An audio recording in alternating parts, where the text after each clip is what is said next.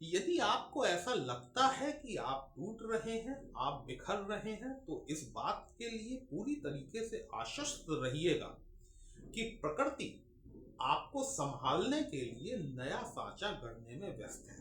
प्रकृति में कोई भी काम अधूरा नहीं छूटता।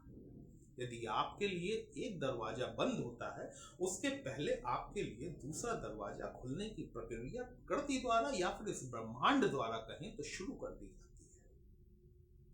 ये बात और है कि वर्ष 2025 आपको उस तरीके से लाभान्वित नहीं कर पाया। क्यों नहीं कर पाया, उस पे भी हम डिस्कस करेंगे। लेकिन वर्ष 2026 हमारे वृश्चिक राशि और लग्न के जातकों के लिए एक गेम चेंजर साल साबित होने वाला है। ये साल इसलिए महत्वपूर्ण है क्योंकि ये चारों बड़े प्लैनेट राहु, केतु, शनि और गुरु ये एक भाव में काफी लंबे समय तक बैठते हैं। और जब लंबे समय तक बैठते हैं तो कहीं ना कहीं इनका हमारे दैनिक जीवन पर बड़ा गहरा प्रभाव देखने के लिए मिलता है। यही प्लैनेट जब अपने स्वयं के नक्षत्र में गोचर कर रहे हो तो सर्वाधिक रूप से बली हो जाते हैं। वर्ष 2026 में इन ग्रहों का हमारे वृश्चिक राशि और लग्न के जातकों पर किस प्रकार से प्रभाव पड़ेगा, क्यों मैं इसे गेम चेंजर साल कह रहा हूं, यही हम लोग आज डिस्कस करने वाले हैं। नमस्कार दोस्तों, कैसे हैं आप सभी। मैं आपका ज्योतिष मित्र श्लोक वर्मा आपके अपने चैनल श्री हनुमंत कृपा में आपका हार्दिक स्वागत करता हूं, अभिनंदन करता हूं। साथ ही अपने बड़े भैया श्री हनुमान जी से करवत निवेदन करता हूं कि अपने हनुमत कृपा परिवार के सभी सदस्यों को, नए जुड़ने वाले सभी सदस्यों को सुख समृद्धि प्रदान करें, उन्हें उनके कार्यों में आशातीत सफलता प्रदान करें। ये जो मेरे पीछे आप 8 का लिखा हुआ अंक देख रहे हैं ना, ये इस बात को दिखाता है कि या तो आपकी राशि वृश्चिक है या फिर आपकी लग्न वृश्चिक है। यदि आप सटीक विश्लेषण चाहते हैं और आपको आपकी लग्न पता है तो आपको वृश्चिक लग्न से देखना चाहिए। यदि नहीं पता है तो फिर आप इसे राशि से भी देख सकते हैं।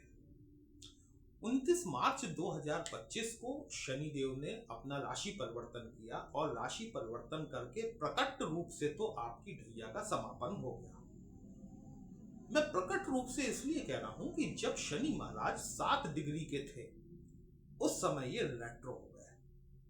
28 नवंबर 2025 को जब शनि महाराज मार्गी स्थिति में आए, इस समय शनि की डिग्री कुल 55 मिनट की थी। इसका मतलब ये है कि आपके चंद्रमा के ऊपर कहीं ना कहीं शनि का प्रभाव वापस में देखने के लिए मिला। यहां पर दिखाई तो दे रहा है कि शनि महाराज राशि परिवर्तन कर गए, लेकिन प्रभाव उनका आपके चंद्रमा पर बना रहा। खैर, 28 नवंबर 2025 को शनि ने अपना वक्री गति को छोड़कर मार्गी गति को प्राप्त किया। और मार्गी गति में शनि आने के पश्चात देखिए, शनि जो है ये दुनिया भर के क्रियाकलापों को रिप्रेजेंट करने वाला प्लैनेट है। जब भी ये वक्री स्थिति में आते हैं, दुनिया के कामकाज में एक प्रकार से रुकावट आ जाती है, हर्डल्स, ऑब्स्टेकल्स जिसे हम कहते हैं, वो देखने के लिए मिलते हैं। शनि महाराज जब मार्गी होते हैं तो सुचारू रूप से अपना कार्य करना शुरू करती है दुनिया। शनि महाराज का जो गोचर हो रहा है ये वृश्चिक राशि और लगन की पत्रिका में पंचम भाव में हो रहा है, जहां पर कि गुरु की राशि मीन राशि आती है। गुरु और शनि लगभग दोनों बराबर की टक्कर के प्लैनेट हैं। दोनों ही आध्यात्मिकता को रिप्रेजेंट करते हैं, स्पिरिचुअलिटी के कारक माने जाते हैं। शनि को कर्म फलदाता कहा जाता है। पंचम भाव आपके प्रारब्ध को दिखाता है, पुण्य प्रभाव, आपके जो कर्म आप कर चुके हैं जीवन में। देखिए, शनि को कर्म फलदाता होने का वरदान महादेव ने दिया था। 19 वर्षों की सघन तपस्या साधना के पश्चात शनि देव को यह वरदान मिला कि आप कर्म फलदाता के रूप में जाने जाओगे। तो शनि जिस भाव में बैठते हैं ना, वहां पर आपसे एक्स्ट्रा एफर्ट्स की डिमांड करते हैं। पंचम भाव आपके प्रारब्ध को दिखाता है। प्रारब्ध, आपने कर्म जो आप करके आए हैं वो अच्छे भी हो सकते हैं, बुरे भी हो सकते हैं, दोनों ही तरह के हो सकते हैं। लेकिन चूंकि गुरु की राशि में जाकर बैठे हुए हैं, एक श्लोक आपने सुना होगा, स्थान हानि करो जीवा, स्थान वृद्धि करो शनि, शनि क्षेत्र यदा जीवा, जीव क्षेत्र यदा शनि। इसका तात्पर्य यह है कि शनि महाराज जब भी गुरु की राशियों में जाकर बैठते हैं, उस राशि से संबंधित शुभत्व वाले गुणों में आपको वृद्धि देखने के लिए मिलती है। पंचम भाव आपकी न सिर्फ संतानों की एजुकेशन, आपकी स्वयं की एजुकेशन, आपके लव, रोमांस, सट्टा, शेयर बाजार, स्पेकुलेशन, इन सभी को पंचम भाव दिखाता है। अभी डिपेंड करता है कि आपके कर्म कैसे रहे हैं पूर्व में।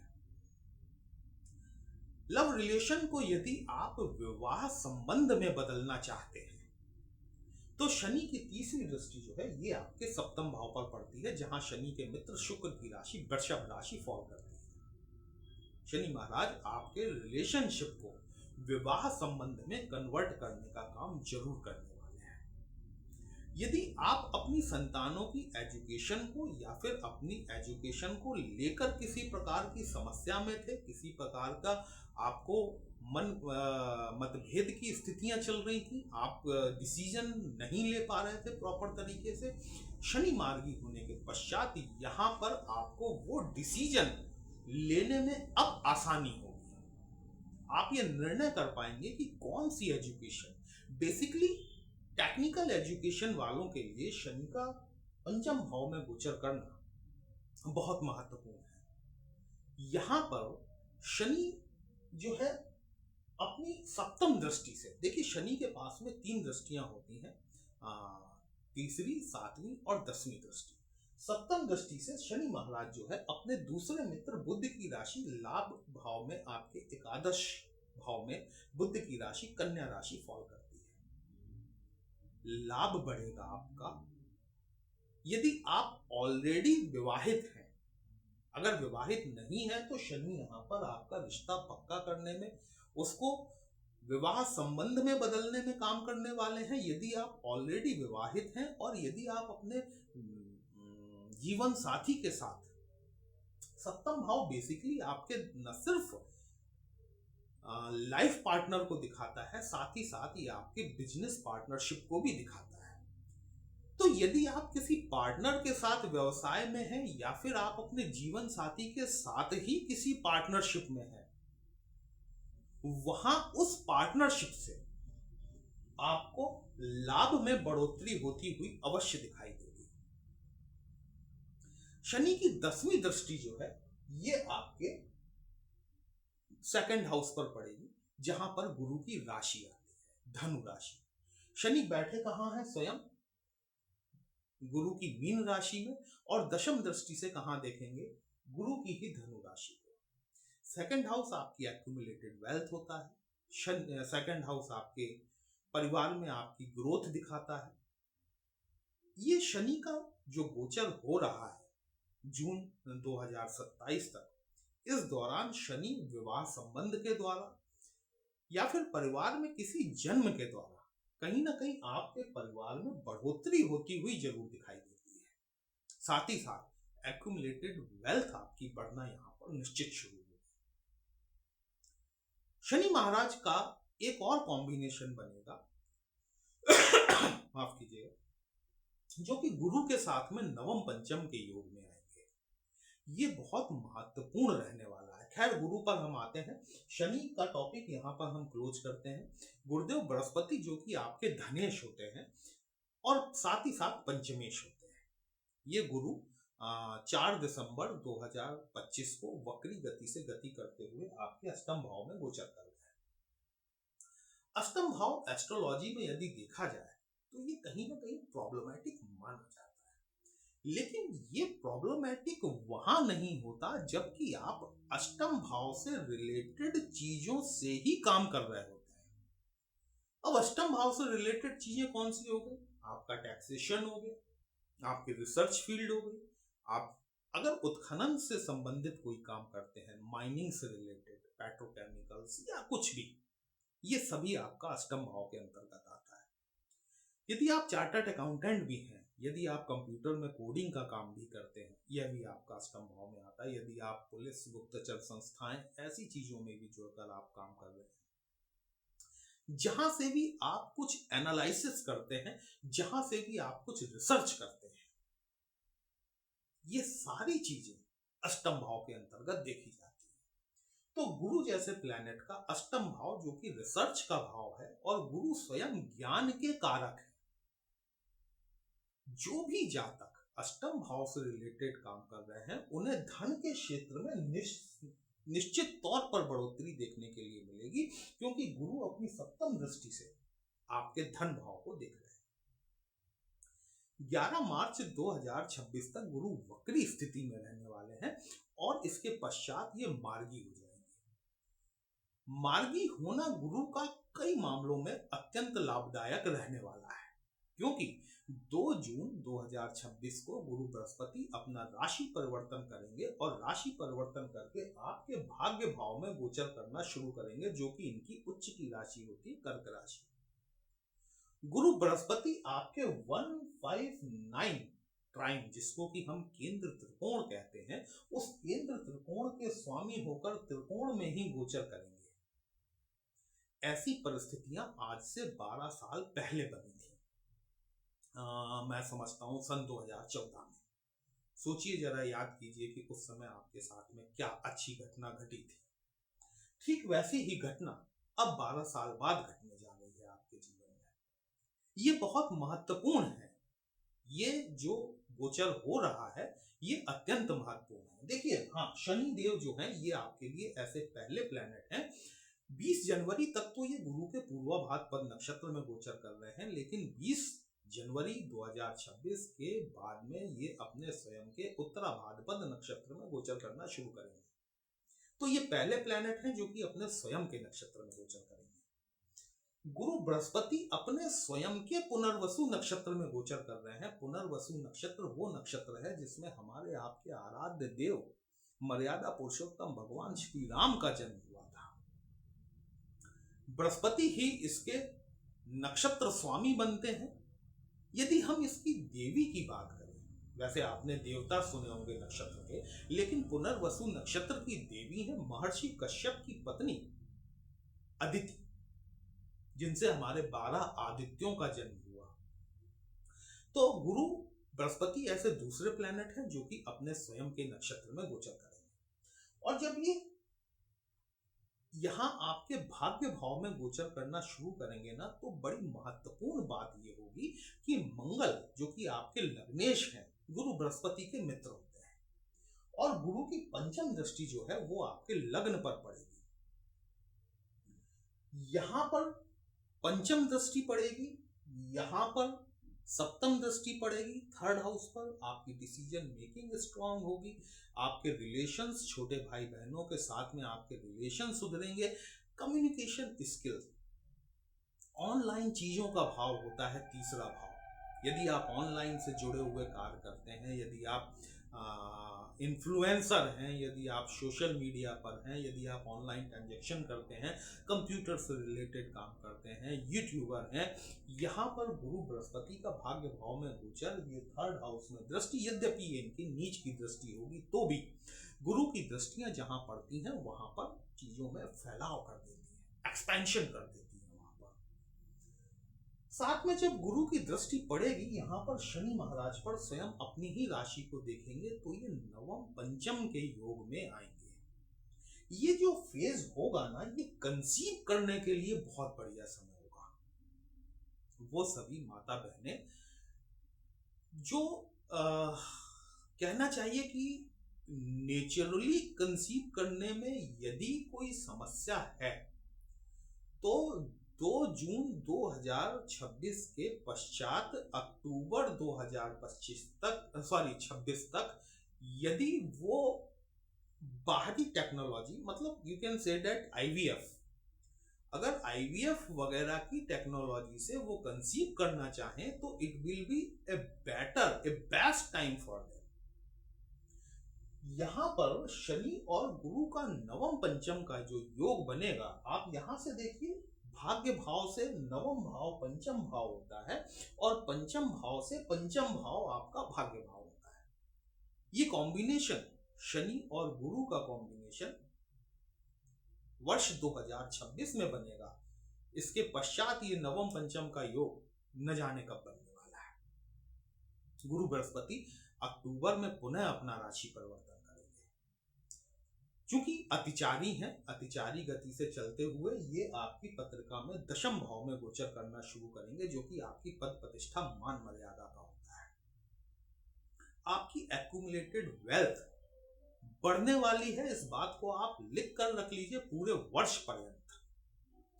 क्योंकि दृष्टियां शनि महाराज तो यहाँ बैठे ही हुए हैं, गुरु जब तक यहाँ आपके 8th हाउस में बैठे हुए हैं तब तक ही आपके फाइनेंशियल ग्रोथ में आपका सपोर्ट कर रहे हैं, फैमिली में ग्रोथ दिखा रहे हैं। जब ये आपके 10th हाउस में आएंगे तब भी इनकी पंचम दृष्टि आपके 2nd हाउस पर पड़ेगी। ये आपको फाइनेंशियल ग्रोथ, एक्यूमुलेटेड वेल्थ आपकी बढ़ने ही वाली है। आपकी प्रॉपर्टी, आपका बैंक बैलेंस, आपके परिवार में वृद्धि, ये सारी चीजें वर्ष 2026 में आपको देखने के लिए मिलेंगी। राहु महाराज आपके 4थे भाव में गोचर कर रहे हैं, केतु महाराज आपके 10th भाव में गोचर कर रहे हैं। राहु ऐसे तीसरे प्लेनेट हैं जो कि 23 नवंबर 2025 के दिन अपने स्वयं के शतभिष नक्षत्र में गोचर कर रहे हैं। शतभिष नक्षत्र बेसिकली हीलिंग का नक्षत्र होता है।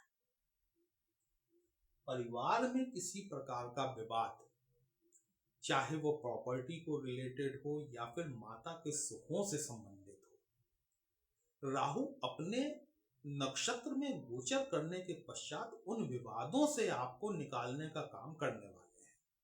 इसमें आपके लग्नेश मंगल महाराज का भी बड़ा महत्वपूर्ण योगदान होगा, क्योंकि मंगल देव वर्ष 2026 में 2 बार आपके लिए शत्रुहंता योग का निर्माण करेंगे, 1 बार नीच भंग राजयोग का निर्माण करेंगे।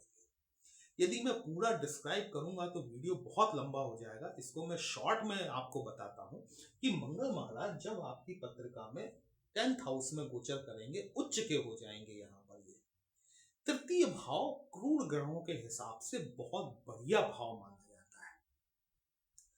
लग्नेश जब आपके 3rd हाउस में बैठेंगे तो मंगल की 4थी दृष्टि आपके 6वें घर पर स्वयं अपनी ही राशि पर पड़ेगी।